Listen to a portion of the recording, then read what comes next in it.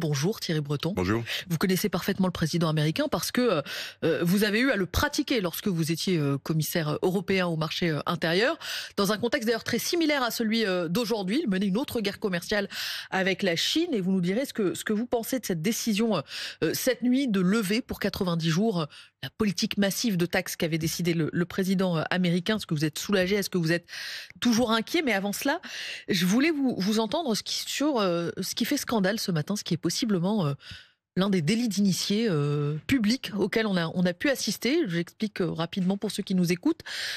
Hier à 19h18, Donald Trump annonce donc sa décision de suspendre les droits de douane XXL qu'il avait décrétés pour tous les pays. 4 heures avant, il écrivait sur son réseau social « C'est le moment idéal pour acheter », ce qui forcément a propulsé les bourses au plus haut. Est-ce que pour vous, hier, il y a eu manipulation de cours boursiers par Donald Trump ? On ne peut pas dire ça, on verra bien. Ce qui peut en revanche sembler surprenant pour les observateurs, c'est que cette décision, qui a eu un impact absolument massif sur les marchés, songez qu'en l'espace de quelques heures, le Nasdaq, l'indice phare de la bourse de New York, notamment pour les valeurs technologies, est passé de pratiquement 0 à plus 12%.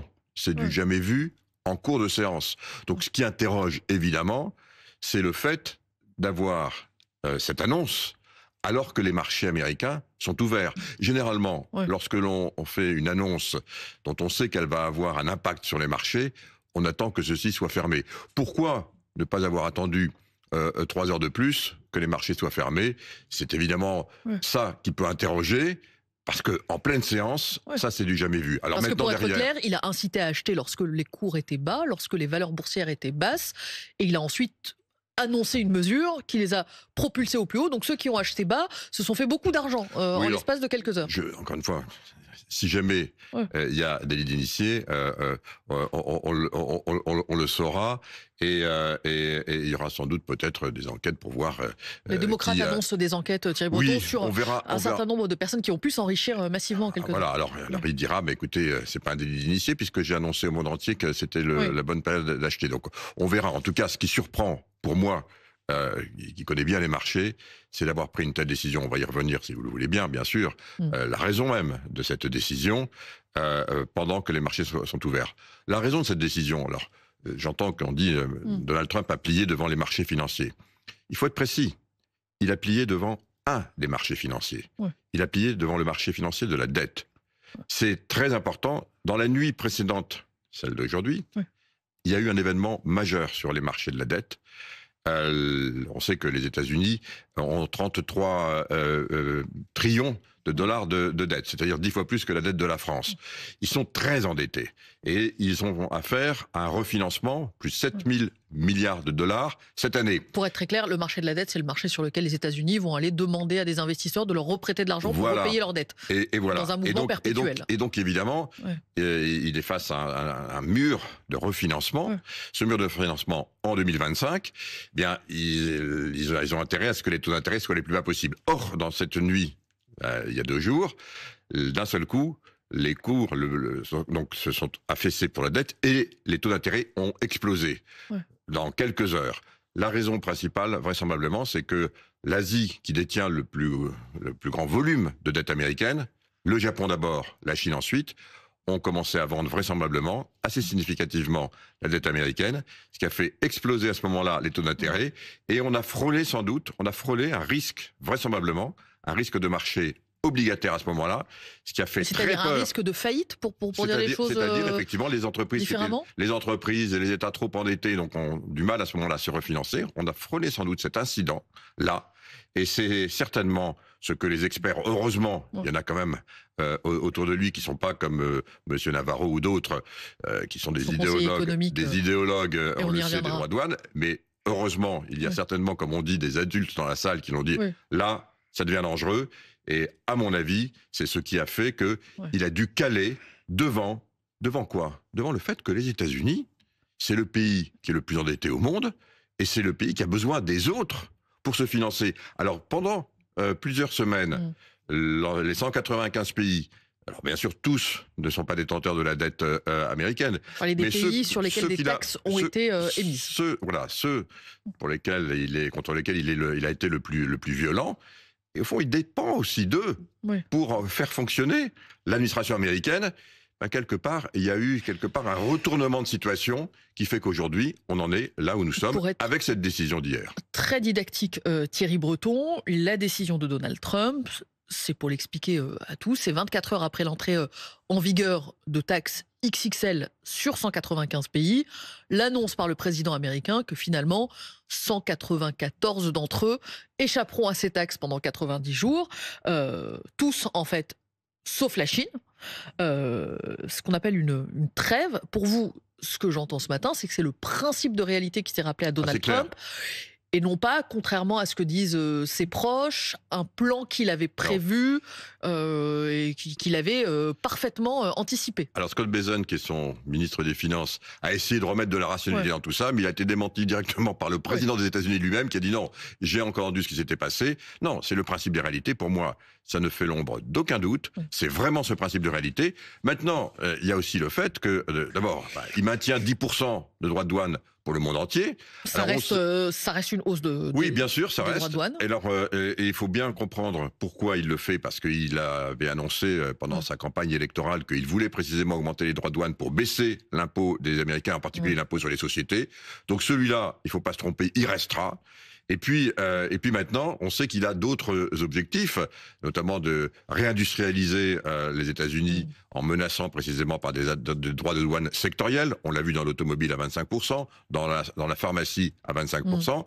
Et puis le dernier point, c'est évidemment de rééquilibrer les déficits de balance commerciale. Il a donc 3 objectifs. Aujourd'hui, il en atteint un, mais celui pour des bien 10%. Comprendre, Thierry Breton, cette trêve de 90 jours, est-ce qu'elle permet à 8h39, alors je sais qu'il est un peu tôt pour boire, mais de déboucher le champagne ou pas? Certainement pas. On doit vraiment utiliser maintenant ce temps. On verra bien. Il n'y a pas de quoi se réjouir de cette trêve de 90 jours.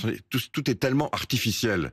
C'est quand même, pardon de le dire, mais c'est un homme, le président des États-Unis d'Amérique, certes, et évidemment, il faut le respecter parce que c'est le président des États-Unis d'Amérique, mais enfin, c'est un homme qui a pris une décision et qui a créé cette espèce de tsunami sur les marchés, tsunami économique.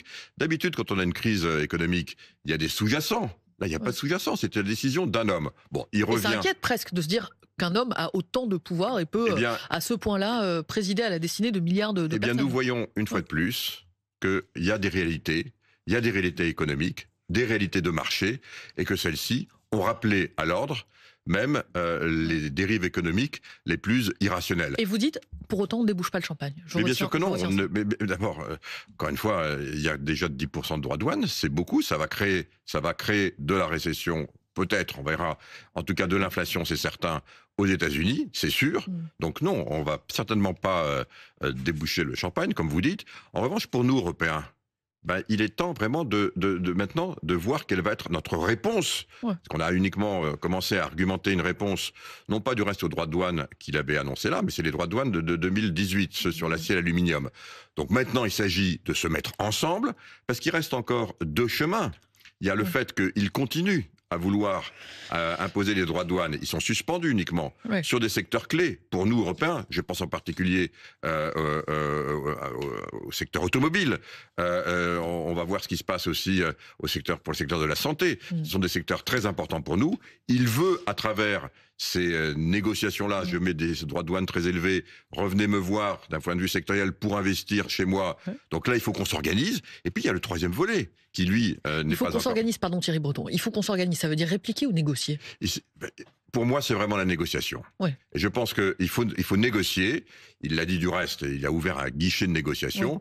Voilà, il faut négocier. On voit bien qu'à la fin, il dira qu'il a gagné quelque chose. On sait assez bien comment il fonctionne. Il faut négocier. Donc pour l'instant, Thierry Breton, on remballe les droits de douane européens qui devaient entrer en vigueur le 15 avril. On va voir, en tout cas, cela. Je le dis, il y avait plusieurs paquets. Là, c'est le paquet... C'était sur de l'alimentaire essentiellement, un peu de cosmétiques. On a un paquet d'une vingtaine de milliards d'euros qui est en contre-réaction donc de l'augmentation. Ça, pour l'instant, ça a été lancé, celui-là. Alors, il se met maintenant en place de façon très progressive.